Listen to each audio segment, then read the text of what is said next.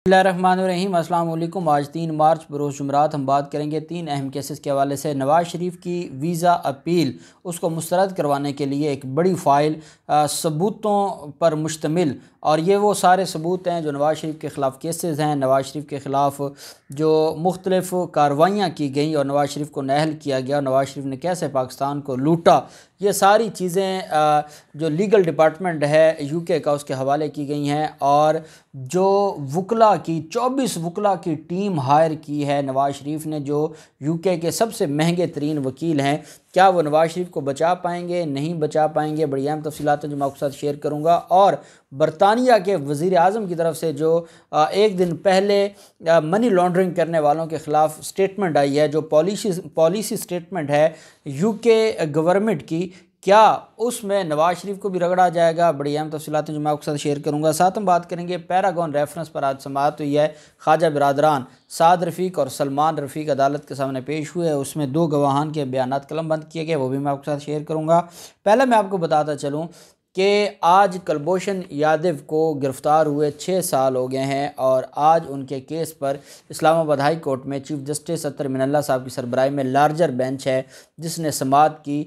और ये हुकूमती अपील है, वजारत कानून की तरफ से एक दरख्वास्त दायर की गई थी और अटारनी जनरल साहब अदालत में पेश हुए।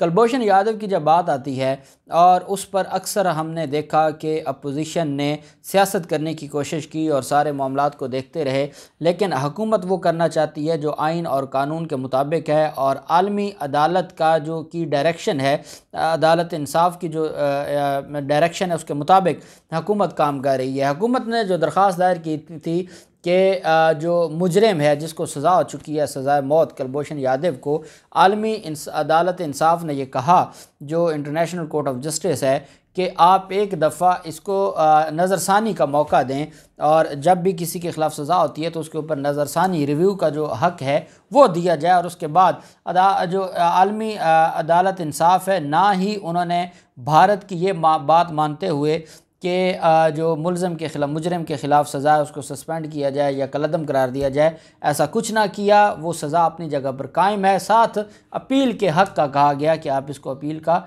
हक़ दें, और वो अपील का हक़ किसने देना है? पाकिस्तानी हुकूमत ने देना है, और पाकिस्तान की अदालत ने सुनना है। और पाकिस्तान की अदालत समझेगी कि मुजरिम ने पाकिस्तान में दहशतगर्दी की है, गद्दारी की है, पाकिस्तान के साथ, पाकिस्तानियों के साथ जुल्म किया है, और पाकिस्तानियों के कत्लेआम में मुलव्वस है, पाकिस्तान का जो अमन है उसको ख़तरे में डालने में मुलव्वस है, तो फिर उसको उसकी सज़ा बरकरार रहेगी, जैसे यहाँ पर होती है। जो जितना बड़ा मुजरिम क्यों ना हो, उसको अपील का हक़ दिया जाता है।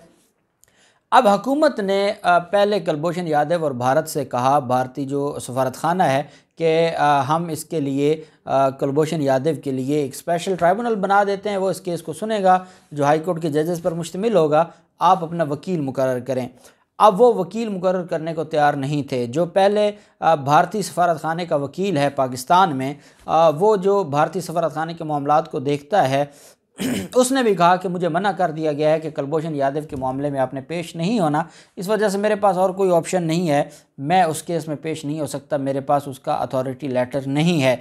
आज चीफ जस्टिस अतर मिनल्ला साहब ने जब समाअत की तो अटारनी जनरल साहब ने कहा कि देखिए, हम तो आलमी अदालत इंसाफ, कल अगर ये आलमी अदालत इंसाफ में तो इन्हें अदालत की दरख्वास्त लेकर जाएँ और ये कहें कि अदालत ने कहा था कि इनको नज़रसानी का हक़ दिया जाए, और नज़रसानी का हक़ दिए बग़ैर मुल्ज़िम को आपने फांसी पर चढ़ा दिया है, और वो तौहीन अदालत की कार्रवाई लेकर पाकिस्तान को बदनाम करने की कोशिश करें, तो पाकिस्तान अपनी जो बोनाफाइडी है वो शो करना चाहता है। और इस्लामाबाद हाई कोर्ट इसलिए आया है कि ना सिर्फ इसके के लिए कोई का वकील मुकर्रर किया जाए, बल्कि हम चाहते ये हैं कि आलमी अदालत इंसाफ के फ़ैसले पर अमल दरामद किया जाए। लेकिन अटारनी जनरल साहब ने कहा कि ना वो हमें कोई जवाब दे रहे हैं भारतीय हुकूमत, और ना ही अदालत को जवाब दे रही है।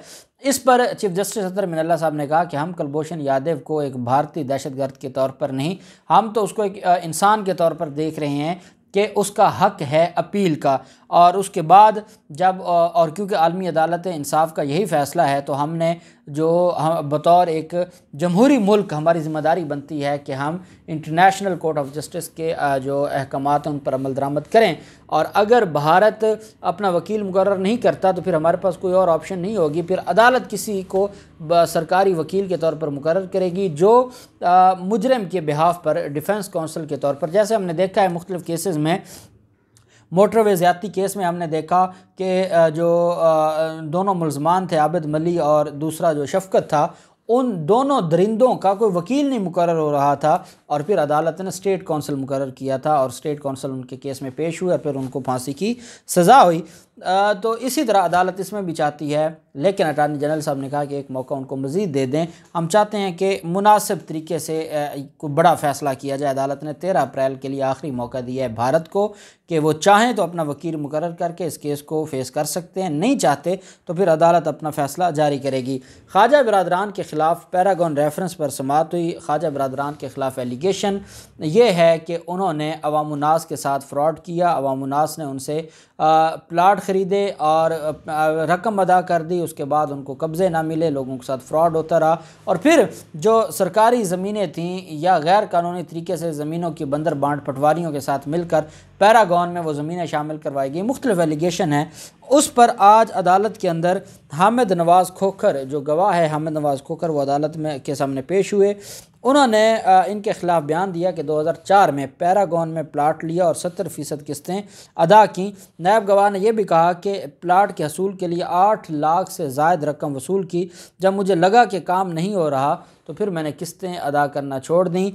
इन्होंने मुझसे पैसे लिए और मुझे प्लाट ना दिया और जब हमें लगा कि जो पैरागॉन सोसाइटी है उस पर कोई डेवलपमेंट नहीं हो रही और जो हमारा ब्लॉक था उस पर काम नहीं हो रहा, तो तकरीबन 70% मैं किस्तें अदा कर चुका था। फ़ाइल ख़रीदी जाती है, आप जानते हैं कि जो फ्रॉड है, फ़ाइल ख़रीदी जाती है और फ़ाइल ख़रीदने के बाद फिर जो उस फ़ाइल की किस्तें अदा होती रहती हैं, लेकिन ज़मीन एग्जिस्ट ही नहीं करती। बस दिखा दिया जाता है कि ये सारा एरिया हमारे पास है और जो लोग उनके हाथ जो सोसाइटी माफिया है इनके हाथ जो ब्लैकमेल हो जाएं या बेवकूफ़ बन जाएं, वो अनदेखी चीज़ पर या देखते भी हैं तो उसका कोई रिकॉर्ड नहीं चेक करते कि क्या ये सोसाइटी कानूनी तौर पर रजिस्टर है या नहीं है, क्या इस सोसाइटी के पास ये जगह है या नहीं है, क्या नक्शा मंजूर है या नहीं है, कुछ भी नहीं देखते और बस उनको लगता है कि किस्तें हम थोड़ी थोड़ी देते रहेंगे और 2 साल बाद हम इतने इस काबिल हो जाएंगे कि हमारे बच्चों को सर छुपाने की जगह मिल जाएगी। लेकिन एट दी एंड ये पता चलता है कि ये तो जगह एग्जिस्ट ही नहीं करती थी, इनके पास तो जगह थी नहीं। और वो कहते हैं जब हम लेंगे,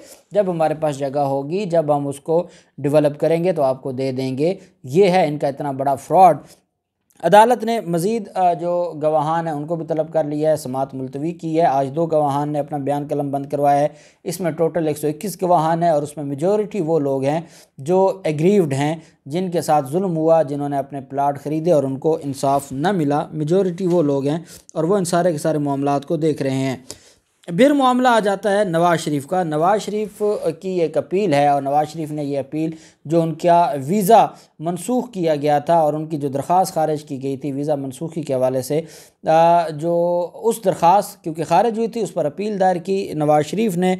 और नवाज़ शरीफ की उस अपील में जो कहा गया, ये जो नवाज़ शरीफ का अपील नंबर है HU 04670/2021, ये इनका नंबर है। और वेस्टकिन एसोसिएट्स ये वकील मुकर्रर किए हैं और इसमें जो mister Mohammad Nawaz Sharif versus government legal department, ये इसका टाइटल है। ये नवाज़ शरीफ ने अपील फ़ाइल की थी और 18 फरवरी को उसके ऊपर एक जो रिमोट हेयरिंग हुई है, उसमें जो वेस्टकिन एसोसिएट्स हैं ये UK की सबसे महंगी तरीन लॉ फर्म है और 24 वकला पर मुश्तमिल ये लॉ फर्म है और 24 के 24 वकील नवाज़ शरीफ ने ख़रीद लिए हैं अपने केस के लिए। और नवाज़ शरीफ, मुझे लगता है कि ये इतने ज़ालिम लोग हैं, जितनी फ़ीसें ये वकला को वहाँ पर दे रहे हैं, यही वो पैसे पाकिस्तान को वापस कर देते तो शायद आवाम कहती कि हाँ इन्होंने कुछ ना कुछ वापस किया है, कुछ ना कुछ दे देते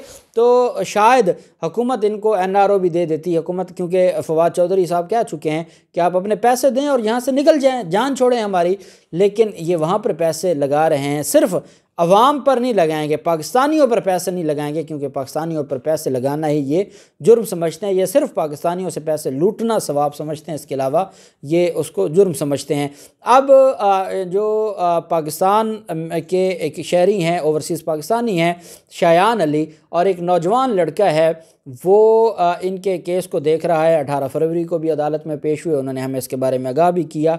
अब उनकी गवर्नमेंट जो लीगल डिपार्टमेंट है उनके साथ मुलाकात हुई है, मीटिंग हुई है।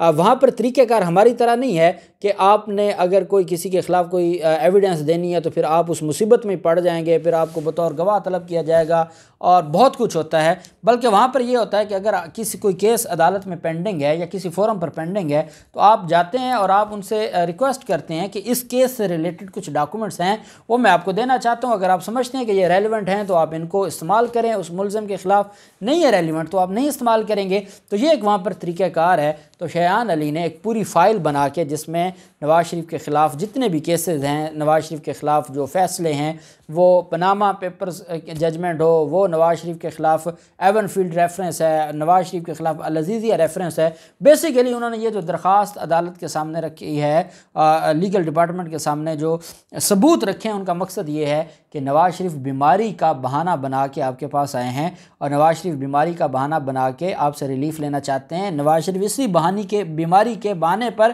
पहले पाकिस्तान की अदालतों को बेवकूफ़ बना आए हैं। पहले पाकिस्तान की अदालतें जो इसकी ज़िंदगी की गारंटी मांगती थी वो चीख चीख कर कहती रहीं। जब नवाज़ शरीफ को इस्लामाबाद हाई कोर्ट ने इश्तिहारी करार दिया तो इस्लामाबाद हाई कोर्ट ने कहा कि एक शख्स पूरे के पूरे निज़ाम को वो बना के चला गया है। तो ये अदालत अपने फ़ैसलों में कह चुकी है। तो शायान अली ने लीगल डिपार्टमेंट के सामने ये सारे डॉक्यूमेंट्स रखे हैं, क्योंकि नवाज़ शरीफ की जो हेयरिंग है अपील पर वो अगले हफ्ते होने वाली है और जैसे ही अगले चंद दिनों में उस पर हेयरिंग होती है तो लीगल डिपार्टमेंट अपोज कर रहा है। लीगल डिपार्टमेंट ये देख रहा है कि इस मुखालफत कर रहा है, क्योंकि पहले उनकी तरफ से ही उनकी दरख्वास्त मुस्तरद की और वीज़ा तौसीह नहीं की गई। तो अब भी लीगल डिपार्टमेंट ये समझता है कि इनकी वीज़ा तौसीह नहीं होनी चाहिए और इस वजह से शायान अली ने वहाँ जाकर डॉक्यूमेंट्स भी जमा करवाए हैं और उन्होंने सारे के सारे जो सबूत हैं नवाज़ शरीफ के ख़िलाफ़ वो भी लीगल डिपार्टमेंट को दिए हैं। दूसरी तरफ जो वज़ीर आज़म हैं बरतानिया के, उनकी तरफ से स्टेटमेंट आई है कि पाकिस्तान अब बहुत हो गया, अब हमें इस मामले पर खामोशी उन्होंने तोड़ दी और उन्होंने कहा है कि यूके की ज़मीन को जो मनी लॉन्ड्रिंग के लिए इस्तेमाल करता है अब उनको हम नहीं छोड़ेंगे और अब हम उनके ख़िलाफ़ घेरा तंग करेंगे। और उसमें फिर बड़े बड़े नाम आते हैं, जैसे रूस के सदर को धमकी दी गई है कि आपके फ़लाँ असासे मुंजमद कर देंगे। तो इसी तरह से पाकिस्तान के जो साबिक वज़ीर आज़म हैं, साबिक वज़ीर ख़जाना हैं और उनके ख़ानदान के लोग हैं जो यहाँ से मनी लॉन्ड्रिंग करके गए, उनके असासे भी ज़ब्त होने चाहिए। और ये ऐलान भी किया है वज़ीर आज़म यूके ने और उन्होंने कहा है कि अब मनी लॉन्ड्रिंग करने वालों को हम नहीं छोड़ेंगे और अब हम उनको चुन चुन कर पकड़ेंगे। देखते हैं कि क्योंकि प्रेशर उनके ऊपर बहुत ज़्यादा था और वो एक जमहूरी मुल्क हैं और अल्लाह करे कि वो कानून के मुताबिक सारी चीज़ों को देखें। देखते हैं नवाज़ शरीफ की वीज़ा अपील मुस्तरद होती है या मंजूर होती है। जो भी तफसीलात होंगी आपके साथ शेयर करते रहेंगे। अल्लाह पाक पाकिस्तान का नासिर हो। बहुत शुक्रिया। अल्लाह हाफिज़। पाकिस्तान जिंदाबाद।